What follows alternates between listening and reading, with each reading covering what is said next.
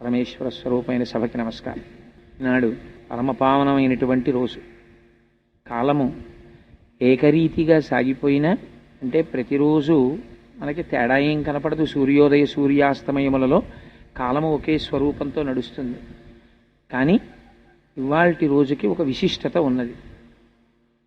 ఇవాల్టి రోజుకు ఉన్నటువంటి పావనమైన విశేషం ఏమి అంటే స్వామి హనుమ జన్మించినటువంటి రోజు కావడం. ఇవాల్టి రోజున హనుమ జయంతి అని పిలుస్తారు. హనుమకి అలా జయంతి ఉంటుందా?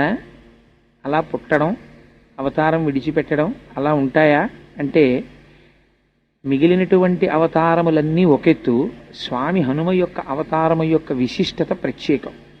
ఎందుకంటే ఆయన చిరంజీవి. ఆయన అప్పుడు ఇప్పుడు ఎప్పుడూ ఉంటారు. ఆయన భవిష్యత్ బ్రహ్మ. రాబోయేటటువంటి కాలంలో ఆయనే బ్రహ్మగారిగా సృష్టిని చేస్తారు. ఆయన చిరంజీవిత్వాన్ని పొందారు. హనుమ యొక్క గొప్పతనం ఏమిటంటే మీరు హనుమని ప్రార్థన చేస్తే ప్రసన్నుడవడం కన్నా హనుమని ప్రార్థన చేస్తే, హనుమని పొగిడితే హనుమ యొక్క బలము హనుమకి తెలుస్తుంది. అప్పుడు ఆయన చాలా విశేషమైన తేజస్సుని పొంది తన బలం జ్ఞాపకానికి వచ్చి ఎటువంటి వ్యవహారాన్నైనా నిర్వహించగలుగుతారు. సాధారణంగా దేవతల యొక్క పరిస్థితి ఎలా ఉంటుందంటే మీరు ఒక దేవతని స్తోత్రం చేస్తే ఆ దేవత మీ యందు ప్రసన్నుడవుతాడు. అంతేగాని ఆ దేవతకి తన శక్తి జ్ఞాపకం రావడం అన్నది ఉండదు. హనుమని ప్రార్థన చేస్తే హనుమ ఉత్సాహాన్ని పొందుతారు. తన శక్తిని తాను గుర్తిస్తారు. అప్పటి వరకు తనకి ఏమీ తెలియనటువంటి వాళ్లే కూర్చుంటారు. ఆ కూర్చోవడానికి ఉన్నటువంటి పరాకాష్ఠ ఎటువంటిదో తెలుసా అండి హనుమది? ఎత్ర ఎత్ర రఘునాథ కీర్తనం తత్ర తత్ర కృతమస్తకాంజలిం భాష్పవారి పరిపూర్ణలోచనం మారుతిం నమత రాక్షసాంతకం. ఎలా కూర్చుంటారు అంటే ఎక్కడైనా రామకథ చెప్తుంటే, రామనామము చెప్తుంటే, రామ భజన చేస్తుంటే అందరికన్నా ముందు వస్తారట, అందరికన్నా ఆఖరణ వెడతారట. కన్నుల వెంట నీరు కారుస్తూ పరమ సంతోషంతో తనలో తాని రమించిపోతూ అక్కడ కూర్చుంటారు. ఎక్కడెక్కడికి హనుమ వస్తారో అక్కడక్కడ మంగళము జరుగుతుంది. హనుమని ఆరాధించేటటువంటి విధానంలో మనకి 2 తిథులు చాలా ప్రశస్తంగా కనపడతాయి. హనుమ యొక్క ఉపాసన, హనుమ యొక్క మంత్రము, హనుమ యొక్క ఆరాధనకి సంబంధించినటువంటి విశేషముల గురించి చాలా గొప్పగా మాట్లాడినటువంటి గ్రంథం పరాశర సంహిత. ఆ పరాశర సంహితలో హనుమ యొక్క విశేషాల్ని చాలా వైభవంగా వర్ణించారు. ఇవాల్టి రోజు అనగా మనకి ఇప్పుడు నడుస్తున్నటువంటి ఈ తిథిలో ఇవాల్టి రోజున దశమి తిథి నాడు పూర్వాభాద్రా నక్షత్రం ఉండగా మధ్యాహ్నం వేళ మహానుభావుడు స్వామి హనుమ యొక్క ఆవిర్భావం. కానీ గమ్మత్తు ఏమిటంటే శాస్త్రంలో ఏమన్నారంటే ఒక్కొక్కసారి నువ్వు నక్షత్రమును చూడవలసిన అవసరం లేదు అన్నారు. ఈ నెలలో మనకి వైశాఖ మాసంలో వచ్చేటటువంటి కృష్ణపక్షంలో బహుళ దశమి నాడు మధ్యాహ్నం వేళ ఒకవేళ ఏ కారణం చేతనైనా ఉత్తరాభాద్రా నక్షత్రం కలవకపోయినా సరే హనుమ జయంతిని మాత్రం చేసేస్తారు. సాధారణంగా ఒక విషయాన్ని పెద్దలు అంటూ ఉంటారు ఫలానా రోజు అని. కానీ మీకు ఒక సత్యాన్ని నేను ఇవాళ విజ్ఞాపన చేస్తున్నాను. రామాయణంలో ఎక్కడ అసలు వారముల గురించి మాట్లాడలేదు. మీరు కావాలంటే ఎక్కడైనా రామాయణం అంతా సంపూర్ణంగా చదివిన వాళ్ళకి దాని గురించి అవగాహన ఉంటుంది.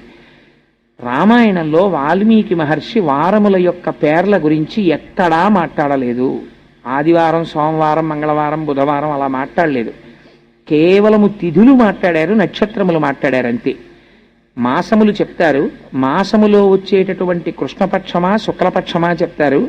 అందులో తిథి చెప్తారు. ఒక్కొక్కచో నక్షత్రములు ప్రస్తావన చేస్తారు తప్ప అది అసలు ఆదివారం, సోమవారం, మంగళవారం అనేటటువంటి ప్రస్తావన చెయ్యరు. ఎందుకని అంటే బహుశः త్రేతాయుగంలో వారములనేటటువంటిది కాలమును గణన చేయడంలో వినియోగింపబడలేదు. నెల, తిథి, నక్షత్రము అంతవరకే మాట్లాడతారు. అందుకే మీకు రామాయణం మొత్తం మీద ఎక్కడ వాల్మీకి మహర్షి నోటి వెంట ఫలానా రోజు ఫలానా వారము అన్న పేరు మీకు ఏ శ్లోకంలో కనపడదు. హనుమ జయంతికి సంబంధించి కూడా ప్రమాణం ఏం చెప్తారంటే వైశాఖ మాసంలో కృష్ణపక్షంలో ఏనాడైతే దశమి తిథి వస్తుందో ఆ దశమి తిథి నాడు పూర్వాభాద్రా నక్షత్రము ఉంటే ప్రశస్తం, పూర్వాభాద్ర నక్షత్రం లేకపోయినా నువ్వు దాని గురించి విచారించవలసిన అవసరం లేదు. దశమి తిథి నాడు హనుమత్ జయంతి చేయవచ్చు. అయితే హనుమత్ జయంతి చేయడానికి యథార్థానికి ఒక ప్రధానమైన లక్షణం చెప్పారు. హనుమత్ జయంతి చేసేటప్పుడు పరివారముతో కూడినటువంటి హనుమని పూజ చెయ్యాలి. పరివార సహిత అంటే మనం ఏమనుకుంటామంటే సీతారామచంద్రమూర్తి యొక్క పాదార విందముల యందు కూర్చున్నటువంటి హనుమ అనుకుంటాం. అలా కాదు. ఆయనకి సుషేనుడు అని ఒక వానరము ఛత్రము పడతాడు. ఆ సుషేనుడు ఛత్రము పట్టినటువంటి మూర్తిని మీరు మంత్రము చేత ఆవాహన చెయ్యాలి హనుమత్ జయంతి నాడు. అలాగే మైందుడు ద్వివిధుడు అని ఇద్దరు ఉంటారు. ఆ మైంద ద్వివిధులిద్దరూ కూడా ఆయనకి రెండు పక్కల నిలబడి చామరం వేస్తూ ఉంటారు. ఆయన ముందు జాంబవంతుడు నడిచి వెడుతూ ఉంటాడు. వెడుతూ మంచి మాటలు చెప్తూ ఉంటాడు. ఈ పని చెయ్యవచ్చు, ఈ పని చెయ్యకూడదు అని పెద్దవాడైనటువంటి జాంబవంతుడు ముందు నడుస్తున్నట్లు ఆయన వెనకాతల మిగిలినటువంటి వానరముల యొక్క పేర్లు చాలా పేర్లు విజ్ఞాపన చేస్తారు. ఇటువంటి పరివారం ఏది ఉన్నదో అటువంటి పరివారముతో కూడినటువంటి హనుమకి ఇవాళ అర్చన చేస్తున్నాము అంటారు. శాస్త్రమునందు హనుమకి వివాహం అయింది. ఆయన్ని సువర్చలా సమేత హనుమ అని పిలుస్తారు. సువర్చలా సమేతుడైనటువంటి హనుమకి కళ్యాణం చెయ్యడం కూడా శాస్త్రంలో అంగీకరించారు. ఎందుచేత అంటే గృహస్థాశ్రమంలో ప్రవేశించలేదనుకోండి, పెద్దలైనటువంటి వారు తరించరు. శాస్త్రంలో స్వామి హనుమకి ప్రవర ఉన్నది. ఆయన తండ్రి గారు కేసరి. అలాగే వారి తాతగారి పేరు ముత్తాతగారి పేరు కూడా కళ్యాణంలో చెప్తారు. చెప్పినప్పుడు హేమగర్భుడు అని వాళ్ళ ముత్తాతగారి పేరు. అందుచేత వాళ్ళు తరించాలి అంటే ఒక తండ్రి కడుపున పుట్టినటువంటి పిల్లవాడు సన్యసించడానికి నియమం చెప్పారు. సరే, ఇప్పుడు నేను ఆ సన్యాస నియమం గురించి మాట్లాడను. కానీ వివాహం చేసుకోకుండా ఉండిపోయాడు అనుకోండి ఎవరైనా, అలా ఉండిపోతే ఏమవుతుంది అన్నారు. ఒక తండ్రి కడుపున పుట్టినటువంటి పిల్లవాడు వివాహం చేసుకోకుండా ఉండిపోతే తల్లిదండ్రుల యొక్క శరీరములు పడిపోయిన తరువాత, అనగా వారు దేహమును చాలించిన తరువాత వారి శరీరాలని చెట్లకి తిప్పి కట్టేస్తారు. ఎందుచేత అంటే నువ్వు వివాహం చేసుకోనటువంటి సంస్కార భ్రష్టుడైన కుమారుణ్ణి కన్నావు కనుక అని. అందుకని పిల్లలు వివాహం చేసుకోకుండా ఉండకూడదు, వివాహం చేసుకుని తీరాలి. అలా చెయ్యడం తల్లిదండ్రుల యొక్క ప్రధానమైన బాధ్యత. నవవ్యాకరణ పండితుడు మహాబుద్ధిమంతుడైనటువంటి హనుమ వివాహం చేసుకోకుండా అటు సన్యాసము తీసుకోకుండా ఉండరు కదా. మీకు అందుకే భారతీయ సాంప్రదాయంలో ఋషులందరూ వివాహం చేసుకుని ఉంటారు. వశిష్ఠ మహర్షిని చూడండి, వివాహం చేసుకుంటారు. అగస్త్యుణ్ణి చూడండి, లోపాముద్రా సమేత అగస్త్యుడు. ఋషులు గృహస్థాశ్రమంలో ఉంటారు. అలాగే హనుమ కూడా శాస్త్రమునకు సంబంధించినంత వరకు గృహస్థాశ్రమంలో ఉంటారు. కానీ కాపరం చేసినట్టు పిల్లల్ని కన్నట్టు లేదు. ఎందుకంటే వారు బ్రహ్మజ్ఞాని, మహానుభావుడు. అందుచేత సువర్చల అనేటటువంటి స్త్రీని వివాహం చేసుకున్నారు. తర్వాత ఇద్దరూ కూడా యోగమును అనుసంధానం చేశారు.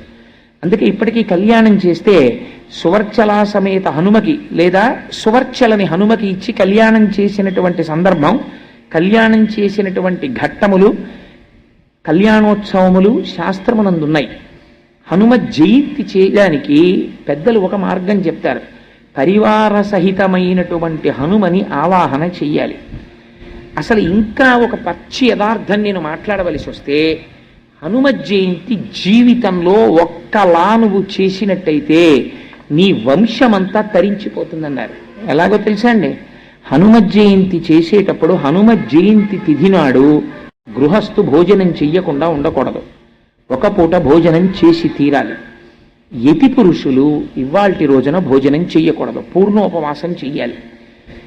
ఎవరు హనుమత్ జయంతి చేస్తున్నారో ఆ హనుమత్ జయంతి చేసేటటువంటి గృహస్థు యొక్క భార్య జీవితంలో ఒక్క హనుమత్ జయంతి నాడైనా సరే, గురువింద పీసులతో ఉపాసన అని ఒకటి ఉన్నది. అది కొంచెం క్లేశముతో కూడుకున్నది. నేను సభాముఖంగా దాన్ని ప్రస్తావన చేయను, ఎందుకంటే తెలిసి తెలియని వాళ్ళు ఎవరైనా అలాంటివి చేసే ప్రమాదం ఉంది కనుక. పరమ సాత్వికమైనటువంటి పద్ధతిలో ఒకటి ఉన్నది. హనుమత్ జయంతి నాడు ఇవాళ భర్త గారి పూజ అంతా పూర్తయిపోయిన తర్వాత భార్య స్వచ్ఛమైనటువంటి ఆవు నీతిని తీసుకుని వచ్చి అప్పాలని సాయంకాలం వరకు వేయించాలి. అంటే ఏమన్నా అలా వేయిస్తే మాడిపోవా అని మీరు నన్ను అడుగుతారేమో. అంటే దాని ఉద్దేశం ఒకే వాయి వేయించమని కాదు. అప్పాలని సాయంకాలం వరకు ఎన్ని అప్పాలు చెయ్యగలిగితే అన్ని అప్పాలు. ఇప్పటికీ నాకు కొన్ని కుటుంబాలు తెలుసు, ఒకే గోత్రంతో ఉన్న కుటుంబాల్లో ఉన్నటువంటి తోడికోడళ్ళు అందరూ కలిసి హనుమత్ జయంతి చేస్తారు. ఎంత తేలిగ్గా చేసుకోవచ్చో తెలుసా అండి? చక్కగా భర్త గారు పూజామందిరంలో హనుమ అంత తొందరగా ప్రీతి చెందేటటువంటి మహాపురుషుడు మీకు ఇంకొకరు ఉండరు. ఆయన అనుష్ఠానం చేసుకున్న తరువాత నీతిలో అప్పాలు చేసి సాయంకాలం సీతారామచంద్ర ప్రభువుకి హనుమ యొక్క పరివారమునకు మీరు మంత్రముతో వారికి స్వాగతము పలికి ఉపాసన చేసి నివేదన చేసి, సీతారామచంద్ర ప్రభువు యందు అపారమైన భక్తి కలిగిన వాడు, హనుమని ఉపాసన చేస్తున్నటువంటి వ్యక్తి హనుమ జయంతి నాడు మీకు తారసపడితే వారి ఇంటికి వెళ్ళేటటువంటి అంత చనువు మీకున్నా, వారు మీ ఇంటికి వచ్చేటంతటి అనుగ్రహం వారికి మీ యందున్నా, ఒక విషయము చేత మీ జన్మ పండుతుంది అన్నారు. దేని చేత?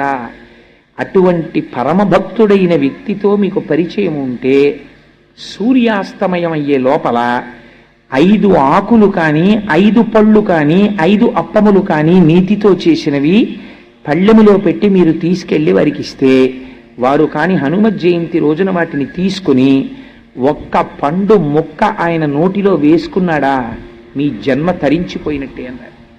ఎందుచేత అంటే హనుమత్ జయంతికి 5 అంకెతో అది పెద్ద నియమం. కానీ నేను ఎందుకు ఇవాళ ప్రస్తావన చేస్తున్నానంటే, బహుశా మీరే అనుకుంటాను, మీరేనా నన్ను అడిగింది? హనుమత్ జయంతి గురించి, హనుమద్ వ్రతం గురించి కొద్దిగా వివరణ చెయ్యండి. హనుమద్వైభవము అన్నాం కదా అని మీరు హనుమ గురించి మళ్ళీ సుందరకాండలోంచో రామాయణంలోంచో చెప్తారేమో. కూర్చోండి. ఒక మంచి ప్రశ్న వేశారు వారు. ఆ రోజు నేను అనుష్ఠానం చేసుకుంటూ ఉండగా వచ్చారు. వస్తే పాపం, అయ్యో హనుమ గురించి వచ్చినటువంటి వ్యక్తిని నేను పూజామందిరంలో ఉండగా పంపించకూడదని, పీఠం మించి లేవకూడదని నా భార్య, అయ్యా లోపలికి వెళ్ళి పూజామందిరంలోనే వాడికి ఆ శుభలేఖ ఇచ్చి వెళ్ళండి అంటే, వారు మందిరంలోకి వచ్చి ఆ రోజున ఆ ప్రశ్న అడిగి వెళ్ళారు. నేను పీఠం మీద కూర్చుని ఉండగా తప్పకుండా అన్నాను కనుక దాని గురించి ప్రస్తావన చెయ్యాలి కనుక చేస్తున్నాను ఇవాళ. లేకపోతే నేను ఈ పూజల గురించి చెప్పడానికి నాకు కొంచెం భయం, ఎందుకంటే దాని గురించి ఇంకా అనుమానాలు చాలా ఎక్కువైపోతాయి.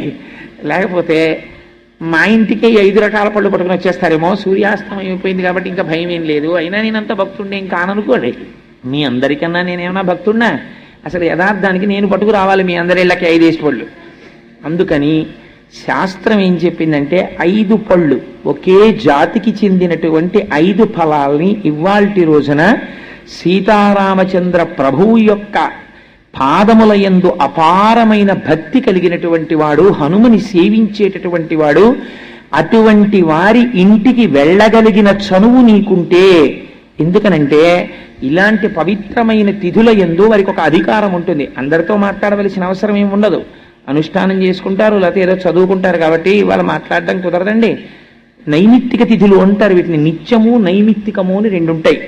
నిత్యము సంధ్యావందనం ప్రతిరోజు చేస్తాడు. నైమిత్తికము అంటే ప్రత్యేక తిథులు. వీటి యందు కొన్ని ప్రత్యేకమైన పనులు ఉంటాయి. అవి చేస్తే జన్మ తరిస్తుంది. అవి సులభ మార్గములు, అందుచేత వారు తీసుకోవాలనేం లేదు. కానీ మీకు అటువంటి చనువు ఉందనుకోండి, చనువు ఉండి మీరు ఇస్తే వారు పుచ్చుకున్నారనుకోండి, పుచ్చుకుని ఆయన ముక్క నోట్లో వేసుకున్నారనుకోండి, మీ జన్మ తరించిపోయినట్టే. ఎందుకని అంటే అది సాక్షాత్తు హనుమ యొక్క స్వీకారమే, వారు తీసుకున్నట్టే లెక్క అని చెప్పింది పరాశర సంహిత. నేనేం నా సొంతంగా ఏదో అభూత కల్పనలు చేసి చెప్తున్నాను అనుకోకండి మహాప్రభు. వేదికల మీద నేనటువంటి అబద్ధాలు ఆడను అంటే దిగిపోయాక చెప్తావా అనకండి. ఎప్పుడూ చెప్పను. ఎప్పుడైనా ప్రారంధం తప్పి చెప్పవలసి వస్తే ఈశ్వరుడును మన్నించుగాక. సరే, అందుచేత 5 అంకె మీద పండు, 5 అంకె మీద ఆకు, 5 అంకె మీద నీతి అప్పములు. కనీసం వచ్చేసారి మీకు ఎవరైనా చక్కగా ఆలయంలో అర్చన చేసేటటువంటి వారు, అటువంటి వాళ్ళు సీతారామచంద్రమూర్తిని నమ్ముకున్న భక్తులకి ఇవ్వండి. ఇస్తే మీరు తరిస్తారు. హనుమత్ జయంతి నాడు ఒక ప్రధాన నియమం ఉంది. మీరు వచ్చే సంవత్సరం మీ దేవాలయంలో హనుమత్ జయంతి చేసేటప్పుడు బాగా జ్ఞాపకం పెట్టుకోండి. హనుమ ఆవాహన ఎక్కడ తొందరగా జరుగుతుందో తెలుసా అండి? అరటి చెట్లు మీరు బాగా కట్టి అరటి గెలలు వంగి ఉండేటట్టుగా అలంకారం చేసి అప్పుడు హనుమత్ జయంతి చెయ్యాలి. నేను ఇవాళ మీరు అడిగారు కాబట్టి ఒక పరమ సత్యం చెప్పేస్తున్నాను. హనుమ తొందరగా ప్రసన్నులైపోవాలంటే ఎక్కడ చేయమని చెప్పిందో తెలుసా అండి పరాశర సంహిత? అరటి తోటలోకి వెళ్ళి హనుమ యంత్రం కానీ హనుమ బొమ్మ కానీ హనుమ అని రాసి కానీ మీరు అక్కడ పెట్టి మీరు కానీ ఆ రోజున ఉపాసన చేశారా అరటి తోటలో, ప్రత్యక్షమైనటువంటి స్వరూపంతో స్వామి వచ్చి తీసుకుని తీరుతారన్న భయం ఇచ్చింది సంహిత. అన్నిటికన్నా ఆయన తొందరగా ప్రీతి దేనివల్ల పొందుతారో తెలుసా అండి? అరటి పండుగ కదలి పూజ అని ప్రత్యేకమైనటువంటి పూజ ఆయనకి. కేవలం అలంకారంతో ఆయన తృప్తి పడిపోతారు. అరటి గెలలిలా దిగేటట్టుగా అలంకారం చేసి అరటి చెట్లు కట్టి అరిటాకులేసి స్వామి చుట్టూ కూడా లేత అరిటాకులు పరిచి మీరు ఆయనకి బాగా ముగ్గిన అరటిపళ్ళు తీసుకొచ్చి అక్కడ పెట్టారనుకోండి, ఏదో ఒక రూపంతో మీకు ఈ కంటికి కనపడిన రూపంతో రాకపోవచ్చు, మీరు గుర్తుపట్టలేరు, కానీ ఏదో ఒక రూపంతో ఆయన వచ్చి తీసుకుని వెళ్ళి తీరుతారు. నా జీవితంలోనే దృష్టాంతాలున్నాయి. మనమే ఆశ్చర్యపోతాం, ఎలా వచ్చారా అని మీకే అర్థం కాదు. నేను మొన్న ఆఫీసులో ఉండగా నాతో మొన్న ఒక ఆయన వచ్చి ప్రస్తావన చేశాడు. అయ్యా ఏమిటో తెలియదు కానండి, నాకు రామాయణం వింటే ఒళ్ళు పులకరిస్తోంది. ఈ మధ్య రామాయణం పెట్టగానే కోతులు వస్తున్నాయి మా ఇంటికి, నేను ఏమైనా చేయవలసి ఉంటుందా అని మా ఆఫీస్కి వచ్చాడు. పాపం, నీ యందు హనుమ అనుగ్రహం కలిగిందయా, రామాయణం ఇలా ప్లే నొక్కగానే వానరములు వస్తున్నాయి అంటే హనుమ అనేక రూపములతో వస్తారు. అందులో ప్రఖ్యాతమైన రూపము వానర రూపము ఒకటి అని పరాశర సంహిత చెప్పింది. అందుచేత తొందరగా ప్రసన్నుడై వస్తే స్వామి వానర రూపంలో వస్తారు. అందుచేత అరిటాకులతో అరటి చెట్లతో అరటి గెలలతో ఆలయమునకు అలంకారం చెయ్యాలి. లేదా హనుమత్ జయంతిని మీరు ఎక్కడ మందిరంలో చేస్తున్నారో అక్కడ అలంకారం చెయ్యాలి. చేసి అరటి పండ్లు తప్పకుండా నివేదన చెయ్యాలి. చేస్తే పరమప్రసన్నుడవుతాడు స్వామి. ఇది హనుమత్ జయంతి అంటారు. ఈ హనుమత్ జయంతి నాడు తప్పకుండా స్వామి హనుమ ఉన్నటువంటి దేవాలయంలో దర్శనం చేసుకోవాలి. హనుమ గురించి తప్పకుండా 4 మాటలు వినాలి. అయితే ఎవరు వినగలరు అన్నారు. ఎవరికి హనుమ యొక్క అనుగ్రహం కలగాలని హనుమ భావిస్తున్నారో వారు మాత్రమే వింటారు. అందరికీ అదృష్టం లభిస్తుందా?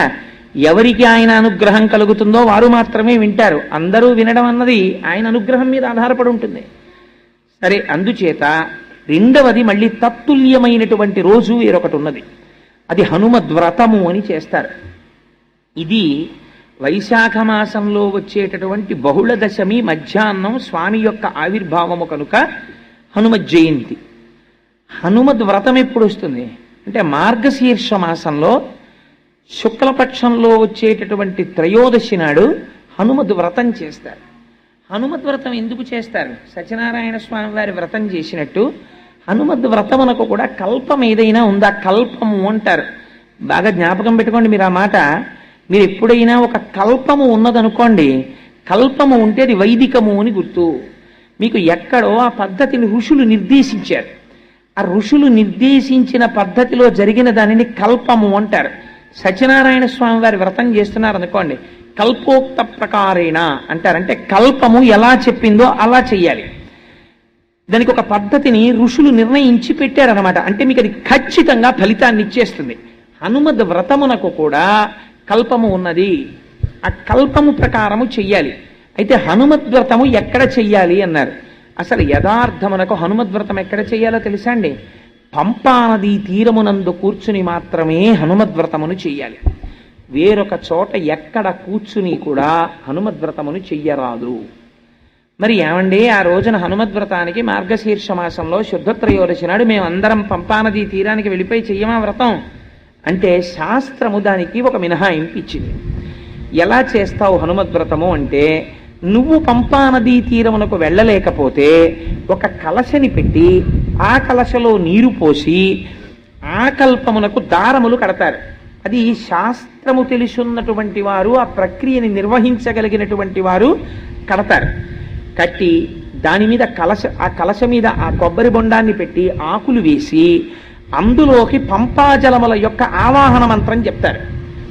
ఆవాహన మంత్రం చెప్పిన తరువాత అప్పుడు నువ్వు పంపానది ఒడ్డున కూర్చున్నట్టే లెక్క. అప్పుడు కూర్చుని హనుమద్వ్రతం చేస్తారు. ఎందుకు చేస్తారు హనుమద్వ్రతం? నాతో వారు ఆ రోజున ప్రస్తావన చేసింది నాకు జ్ఞాపకం ఉంటే, సీతమ్మ తల్లి దర్శనం అయింది కదండి ఆ రోజున, అందుకని వ్రతం చేస్తారట కదా స్వామిని అని ఒక విషయం అడిగారు నన్ను. కానీ మీకు కాలము యొక్క గణని బట్టి చూస్తే రామాయణంలో అలా పొంతన కుదరదు.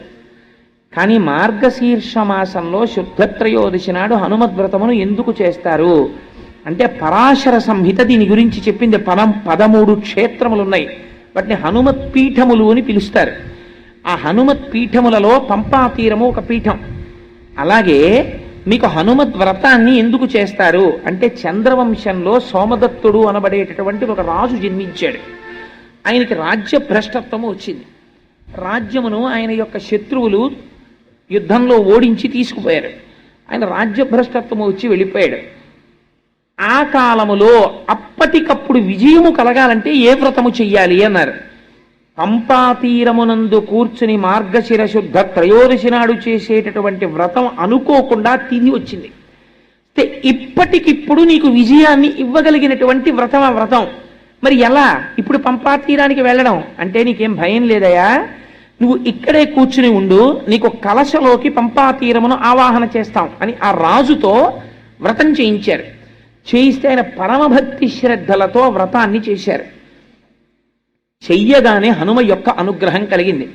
హనుమ యొక్క అనుగ్రహం కలిగి విజయాన్ని పొందినటువంటి వాళ్ళల్లో ద్రౌపదీదేవి కూడా ఉన్నది. ద్రౌపదీదేవి కూడా హనుమ యొక్క ఆరాధన చేసినది. చేసి తన భర్తల యొక్క విజయాన్ని పొందగలిగింది. ఆయన కాలాతీతుడు, యుగములు మారిపోతుంటాయి కానీ హనుమ కనపడతారు మీకు. త్రేతాయుగంలో హనుమ ఉన్నారు, ద్వాపర యుగంలో హనుమ ఉన్నారు. గరుడ గర్భభంగాన్ని చేసినటువంటి వ్యక్తి హనుమి. అందుచేత సత్యభామ యొక్క గర్భభంగం చేసినటువంటి వారు కూడా హనుమే. ఎందుకంటే సత్యభామకి చాలా అహంకారం ఉండేది, నా అంత అందగత్తె లేదు ప్రపంచంలో అని. ఒకసారి కృష్ణ భగవానుడు అనుకున్నారు సత్యభామ యొక్క అందమునందు ఆవిడకున్నటువంటి అతిశయమును పోగొట్టాలి అని.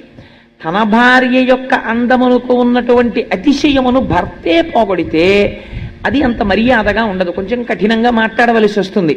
అందుకని కృష్ణ భగవానుడు చతురుడు కనుక ఆయన హనుమతి కబురు చేశారు, హనుమ ఒక్కసారి రావలసినది అని. అంటే హనుమ ఒక విచిత్రమైన స్వరూపం. గరుడు వెళ్ళి చెప్పారు కృష్ణుడు నిన్ను దర్శనానికి రమ్మంటున్నారు. కృష్ణుడితో మాకేం పని, మేము రామదర్శనం అయితేనే చేస్తామన్నారు. కృష్ణుడు ఆయనకి రామావతారమనందున్న ప్రీతి అటువంటిది. రాముడే పిలుస్తున్నాడని మళ్ళీ కబురు చేశారు. ఇందులో అంతర్భాగంగా గరుడ గర్భభంగం కూడా చేశారు. ఆయన చేస్తే రమ్మని కబురు చేశారు. చేస్తే గరుడు అనుకున్నాడు నా అంత వేగంగా హనుమ ఎక్కడెడతారు, పాపం చాలా వృద్ధుడు ఆయన, ఏదో ఆ తోటలో కూర్చునో పండు తింటున్నారు, అందుకని మీరంత వేగంగా వెళ్ళలేరేమో, నా మూపున కూర్చోండి మా స్వామి దర్శనానికి తీసుకెడతానన్నారు. అంటే హనుమ అన్నారు నా స్వామి రాముడా పిలిచినది అని ఒక్క దూకారు. గరుడుడి కన్నా వేగం ఉన్నవాడు ఉండడు కదా. గరుత్మంతుడు ఆశ్చర్యంగా ఇలా చూశారు, వెళ్ళిపోయారు. ఆయన ఎటు వెళ్ళిపోయాడు ఈయనని ఆయన గబగబా వచ్చారు అంతఃపురంలోకి. వచ్చే లోపల జరిగిన విచిత్రం ఏమిటో తెలుసా అండి, సుదర్శనుడు అడ్డొచ్చాడు. అక్కడ సుదర్శన చక్రం అడ్డొచ్చి లోపల రాముడు ఉన్నాడు ఏమిటి, కృష్ణుడు ఉన్నాడు, నువ్వెలా పెడతావు, నా అనుగ్రహం లేకుండా నా అనుమతి లేకుండా వెళ్ళడానికి వీల్లేదన్నాడు. ఈయనెవరు నాకడ్డు రావడానికి అని చటుక్కుని చేత్తో పట్టుకుని నోట్లో పెట్టుకుని మింగేశారు. ఆయన మింగేసి లోపలికి వెళ్ళిపోయారు. వెళ్ళిపోయి రామచంద్రమూర్తి పాదముల కృష్ణుడు రాముడిగా దర్శనమిచ్చారు. ఆయనకి దర్శనం ఇవ్వగానే వెళ్ళి రాముడి పాదముల మీద పడిపోయి కన్నీటితో అభిషేకం చేసేశారు. చేసేసి పక్కకి చూశారు, మా అమ్మ సీతమ్మ పాదాలేవని. ఇలా పైకి చూశారు, సత్యభామాదేవి నిలబడింది.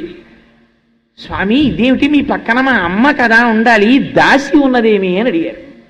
అడిగితే సత్యభామ ఆశ్చర్యపోయింది.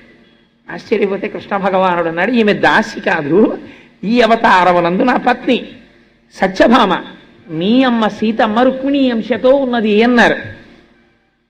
అప్పుడు సత్యభామకు అర్థమైంది. అప్పుడు కృష్ణుడు అన్నారు నువ్వు లోపలికి వచ్చేటప్పుడు హనుమా నిన్నెవరూ అడ్డగించలేదా అన్నారు. అడ్డగించకే స్వామి, మీరు అలా అంటే గుర్తొచ్చింది, ఎవరో సుదర్శన చక్రంట, నువ్వెలా లోపలికి ఎడతావన్నాడు, స్వామి మింగిశాను అడ్డొస్తోందని. ఉండండి మీరు అలా అన్నారు కాబట్టి వదిలేస్తాను బయటికని గభాలను త్రేణుపు త్రేయించి పక్కన పారేశారు. అప్పుడు సుదర్శన చక్రానికి కూడా గర్భభంగం అయింది.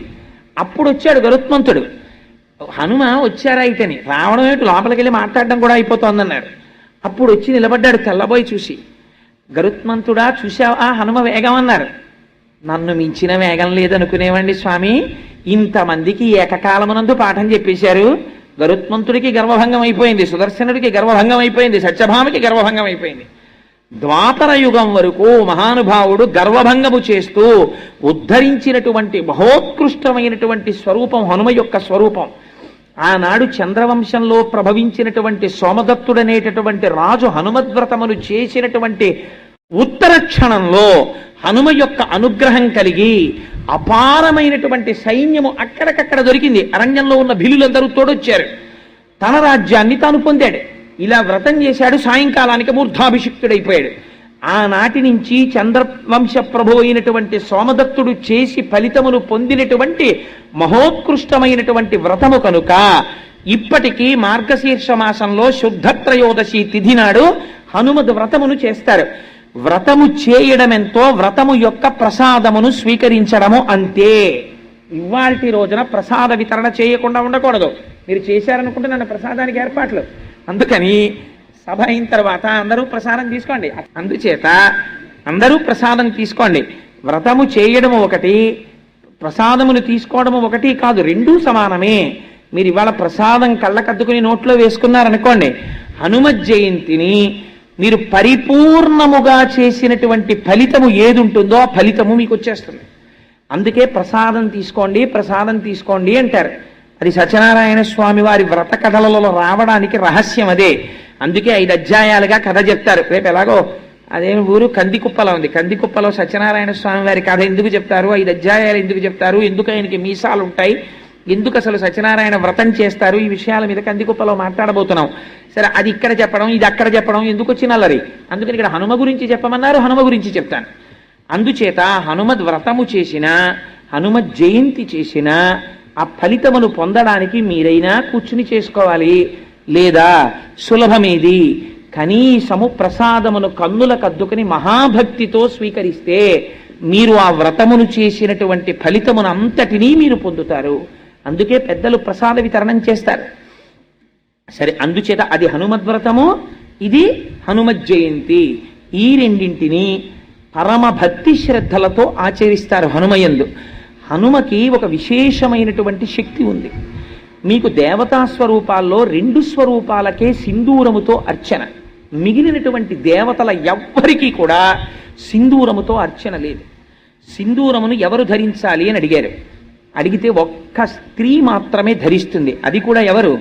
సువాసినులైనటువంటి స్త్రీలు. వివాహమై భర్త కలిగినటువంటి స్త్రీలు, 5వ తనం ఉన్న వాళ్ళు ఎవరున్నారో వాళ్ళు తప్పకుండా పక్కపాపిళ్ళు అవి తీయమని శాస్త్రంలో చెప్పలేదు. మధ్యపాపట తీసి, అదేమిటంటే అలా కూడా చెప్పారా అని మీరు అనుమానపడతారేమో. కోటేశ్వరారు అబద్ధాలు చెప్పారంటే మీరు వ్యాఖ్యానం చదువుకోండి. దీర్ఘమైన మధ్యపాపిడి తీసి పాపట యొక్క ప్రారంభమునందు సింధూరముతో అలంకారము చేసి తీరాలి. అలా చేస్తే ఏమవుతుంది? భర్తకి ఆయుర్దాయం పెరుగుతుంది. భర్తకు ఆయుర్దాయం పెరిగితే తనకు 5వ తనం నిలబడుతుంది. సింధూరము అలంకారము చేయబడనటువంటి పాపట కలిగినటువంటి స్త్రీ యొక్క కుమార్తెని వివాహం చేసుకోవడానికి పెద్దలు వెళ్ళారనుకోండి, ఆవిడికి తెలియదనమాట సంప్రదాయం. కాబట్టి ముందు ఆవిడికి నేర్పాలి. అయ్యా, మీ భార్య గారిని సింధూరం పెట్టుకోవడం నేర్చుకోమనండి అని చెప్పి అప్పుడు వాళ్ళ అమ్మాయిని మీ ఇంటికి తెచ్చుకోవాలి కోడలిగా. లేకపోతే ఆవిడే పెట్టుకుంది, ఈ పిల్ల ఎందుకు పెట్టుకుంటుంది? ఆయనేమో రేపు పొద్దున నీ కొడుకు తాళి కట్టబోతున్నాడు, మాంగళ్యం తంతునానేనా మమ జీవన హేతునా అంటున్నాడు. నా జీవితమునకు హేతువు కంఠే పద్మామి శుభగేతం జీవ శరదాంశతం. నా జీవితమునకు హేతువు నీ కంఠమునందు కడుతున్నానంటున్నాడు. ఆ సూత్రం ఎంతకాలం ఉంటుందో అంతకాలం ఆయన ఉన్నాడని గుర్తు. ఈ సూత్రం ఉంటుంది అని నమ్మకమేమి? స్నానము చెయ్యగానే ముందు సింధూరం తీసుకుని పాపటలో పెట్టుకుంటారు. కాబట్టి ఎవరి యందు సింధూరము అలంకారము? స్త్రీ, సువాసిని స్త్రీ యందు పాపట యందు అలంకారం. దేవతా స్వరూపాల్లో మీకు ఇంకా ఏ దేవతకి కూడా సింధూరార్చన లేదు. ఇద్దరికే చేస్తారు సింధూరంతో అలంకారం. ఎవరికో తెలుసా అండి? మొట్టమొదటి వారు గణపతి, ఆయనకి చేస్తారు. అందుకే ప్రాతస్మరామి గణనాథ మనాథ బంధుం సింధూర పూర పరిశోభిత గండ యుగ్మం బుద్దండ విఘ్న పరిఖండ నచండ దండ ఆఖండలాది సురనాయక బృందవంద్యం అని పిలుస్తారు ఆయన్ని. సింధూరం తీసుకెళ్ళి అసలు వినాయక చవితి నాడు సింధూరార్చన చెయ్యకుండా విఘ్నేశ్వర పూజ చేయడం భ్రష్టత్వం. అలా చేయకూడదు. తప్పకుండా సింధూరం దగ్గర పెట్టుకుని గణపతి యొక్క గండస్థలమునకు రాయాలి. రాస్తే ఆయన పరమ ప్రసన్నుడవుతాడు. 2వ వారు ఎవరో తెలుసా అండి? హనుమ. హనుమైతే ఎంత సింధూరం రాసుకుంటారో తెలుసా? ఒంటికి తైలం రాసుకుని తైలం మీద సింధూరం రాసేసుకుంటారు. ఎందుకు ఆయనకి అంత ఇష్టం సింధూరం అని అడిగారు. ఆయనకి ఇష్టం కాదుట. ఒకనాడు సీతమ్మ తల్లి స్నానం చేసి పాపట సింధూరం పెట్టుకుంటుంటే స్వామి హనుమకి ఎప్పుడు ఆ సీతారాముల దగ్గర తల్లిదండ్రులు ఆయన హనుమత్ రామాయణము అని ఆయన రామాయణం రాసుకున్నారు. మనకి వాల్మీకి రామాయణంలో వానరోహం మహాభాగే అని అదేంటి ఆ ఉంగరం తీసుకొచ్చానమ్మా అన్నటువంటి శ్లోకం ఉంటుంది. వానరోహం మహాభాగే దూతో రామస్య ధీమతః రామనామాంకితం చేదం పశ్యదే వ్యంగుళీయకం ప్రత్యయార్థం తవానీతం తేన దత్తం మహాత్మన సమాస్విషి భద్రం తే క్షీణ దుఃఖ పలాహ్యసి అని ఉంగరం ఇస్తారు. హనుమ రాసుకున్నారు రామాయణం, హనుమద్ రామాయణం అంటారు దాన్ని. హనుమ రాసుకున్న రామాయణంలో ఏమని రాశారో తెలుసా అండి? సువర్ణం సువర్ణం సువర్ణం సువర్ణస్య అంగుళీయకం అని రాశారు. 3 మాటలు ఇది బంగారము బంగారము బంగారము అని చెప్పి నేను అమ్మకిచ్చానని రాసుకున్నారు. అలా ఎందుకు చెప్పాను అన్నదానికి వ్యాఖ్యానం చేశారు తర్వాత పెద్దలు. ఎందుకు అలా 3 మాటలు బంగారము బంగారము బంగారం అన్నారు హనుమ అన్నదానికి. సరే, అందుచేత హనుమద్ రామాయణంలో ఒక మాట రాశారు. సీతమ్మ తల్లిని మొట్టమొదటిసారి నేను దర్శనము చేసినప్పుడు అమ్మ నన్ను చూసినప్పుడు ఆ చూపు ఎట్లా ఉందో తెలుసా? చాలా సంవత్సరములు తల్లిని విడిచిపెట్టి కొడుకు ఏ దూరదేశములకో ఉద్యోగరీత్యానో విద్యార్జన రీత్యానో వెళ్ళిపోతే ఆ కుమారుడు మళ్ళీ తిరిగి వచ్చినప్పుడు మీరు పిల్లవాడి వంక కాదు చూడవలసింది, అమ్మ వంక చూడాలి. అమ్మ ఆ కొడుకు వంక చూసుకుంటున్నప్పుడు చూసేటటువంటి చూపులలో ఎటువంటి ఆర్ద్రత ఉంటుందో, ఇన్నాళ్లకి తిరిగి వచ్చిన కొడుకుని చూసుకున్నటువంటి అమ్మ ఎంత సంతోషంగా చూస్తుందో అంత సంతోషంగా నన్ను సీతమ్మ చూసినది అన్నారు. ఇది గుర్తుకొచ్చి నా గురించి చెప్తున్నావా అనుకున్నారులా ఉంది. స్వామి ఓసారి చూడడానికి ఇడిదిరిగారులా ఉంది. అందుకని హనుమద్ రామాయణంలో స్వామి హనుమ అలా రాసుకున్నారు, సీతమ్మని తల్లి తనని చూడడం. అందుకని జగజ్జనని యొక్క చూపులు తనవేపు చూసేటట్టుగా చూడబడిన మహాత్ముడు స్వామి అంటే. అటువంటి ఆ హనుమ గురించి ఎక్కడ చెప్పుకుంటే అక్కడ పరమప్రసన్నుడవుతారు. ఇలాంటి రోజున ఒక నియమం ఉంటుంది. ఏమిటో తెలుసా అండి? హనుమకి యథార్థమునకు నైమిత్తికము అంటారు ఇవాళ తిథిని. ఇవాళ తిథి నాడు 108 సార్లు స్వామికి ప్రదక్షిణం చెయ్యాలి ఓపికన్న వాళ్ళు. 108 ప్రదక్షిణాలు చేసేటప్పుడు కూడా ఒక నియమం ఉంది. 108 ప్రదక్షిణాలు చేస్తూ మధ్యలో ఎవరో కనపడితే పినిగారు బాగున్నారా అంటూ నడవడం అలా చేయకూడదు. ఎవరు కనపడినా ఒక నమస్కారం. అసలు యథార్థమునకు దేవాలయంలో నమస్కారం వేరొకరికి చెయ్యకూడదు. ఆయన ఎంత ప్రాజ్ఞుడవనివ్వండి చెయ్యకూడదు. దేవాలయంలో ఎవరున్నారో ప్రధానమూర్తి వారికే నమస్కారం. ఒకవేళ వేరొకరు చేసినా వీరేమంటారంటే దేవాలయంలో ఎదురుగుండా ఎవరున్నారో వారికి హనుమత్ పరబ్రహ్మార్పణమస్తు అంటారు తప్ప తాను ఆశీర్వచనం చెయ్యకుండా ఇది దేవతకు చెందుగాక అని పంపించేస్తాడు. అందుచేత ఇవాళ 108 ప్రదక్షిణములు చెయ్యాలి. 108 ప్రదక్షిణాలు చేసేటప్పుడు బాగా జ్ఞాపకం పెట్టుకోండి. హనుమకి 108 ప్రదక్షిణాలు చేస్తే ప్రదక్షిణం చేసేటప్పుడు మీరు ఏవి పడితే ఇవి పెట్టి లెక్కలు పెట్టకూడదు. నేను చాలా చోట్ల చూస్తుంటాను, కాగితాలు పెన్ను పట్టుకొస్తుంటారు, పట్టుకొచ్చి ఏవో 1 2 3 4 5 ఏదో వేసుకుంటారులా ఉంది, పెన్నుతో గీతలు పెడుతుంటారు. శాస్త్రము నిషేధించింది, అలా చేయకూడదు. బాగా గుర్తుపెట్టుకోండి, ప్రస్తావన వచ్చింది కాబట్టి చెప్తున్నాను. మిరియముతో లెక్క పెట్టకూడదు. తెలియక మిరియం గింజలు ఇలాంటివి తెచ్చి లెక్కలు పెడుతుంటారు, ఎప్పుడూ వాడకూడదు. వాటి యందు ఉగ్రత ఉంటుంది. అందుకని మిరియాలు లెక్కకి తేకూడదు.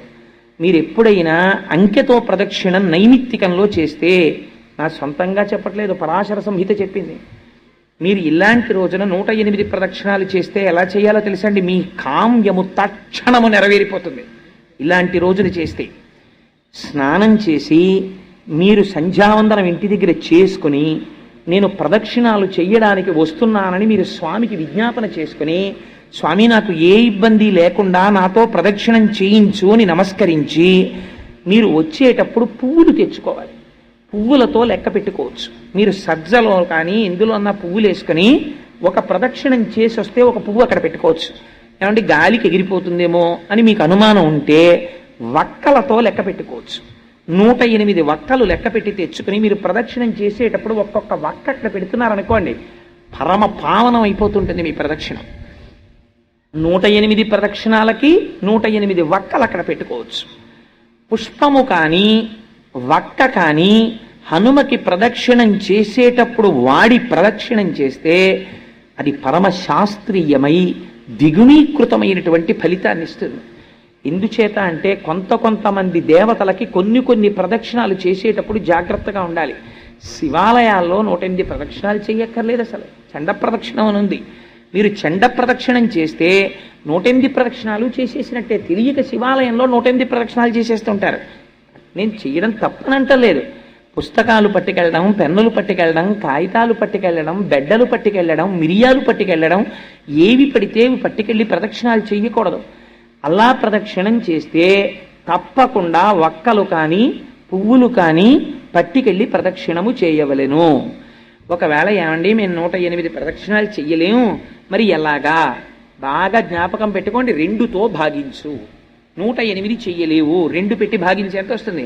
54. నేను కరెక్ట్గా చెప్తే 54ఏనా? అంకెల్లో తక్కువ నేను, అందుకని 54 మాటలు ప్రదక్షిణం చెయ్యండి. 54 కూడా చేయలేను, మళ్ళీ 2 పెట్టి భాగించు. ఎంత? ఏదో 27లా ఉంది. కానీ మరి 2 పెట్టి భాగింపబడదు కదా అన్నారనుకోండి. అంటే అవి కనీసము నీవు చేయవలే అని గుర్తు. ఇంకా 2 చేత భాగింపబడదంటే 27 ప్రదక్షిణాలు కూడా చేసేటంతటి శరీర స్థితి నాకు లేదు అని నువ్వు అనుకుంటే అప్పుడు 11 మార్లు చేయండి. అది కూడా నేను చెయ్యలేను అంటే యథార్థమునకు చెయ్యలేను అంటే బాగా తినేసి వచ్చానండి చేయలేనంటే కాదు, లేకపోతే ఓపిక లేదండి అంటే కాదు, ఎగ్గొట్టే మార్గాలకు కాదు. నీ శరీరము నిన్ను అనుమతించకపోతే, అంతగా రోగగ్రస్తమై ఉంటే శరీరము, అప్పుడు 5 కూడా నేను చెయ్యలేను. 3 అది కూడా చెయ్యలేను. 1 అది కూడా చెయ్యలేను. మానసికం చేస్తే అపారమైన ప్రయోజనము. మనుష్య జన్మ ఎత్తి హనుమ జయంతి నాడు మీరు హనుమ దేవాలయానికి వెళ్ళక, హనుమ గురించి వినక, ప్రార్థనా శ్లోకము చెప్పక మీ రోజు గడిచిపోయింది అనుకోండి, మీ జీవితంలో ఒక మహద్భాగ్యాన్ని మీరు వదిలిపెట్టేసినట్టే. అందుకే ఇవేమీ చేయలేకపోతే ఏం చేస్తావు? అంత భక్తుడి ఇంటికి నీకు అనుమతి ఉంటే నీ ఇష్టం వచ్చినట్టు వెళ్ళి క్యూలు కట్టి ఇస్తానంటే కుదరదు. ఆయనకి ఇష్టం అయితే పుచ్చుకుంటాడు అంతే. నీకు అంత చనువు ఉంటే మాత్రమే ఆయనకి 5 పళ్ళు ఇస్తే ఆయన పుచ్చుకుని నోట్లో వేసుకుంటే నీ జన్మధన్యం అయిపోయినట్టని చెప్పింది శాస్త్రం. ఇన్నింటినీ ఎందుకు అనుగ్రహిస్తారో తెలుసా అండి? అంత సర్వోత్కృష్టమైనటువంటి తిథి, అంత గొప్ప తిథి హనుమ జయంతి అంటే.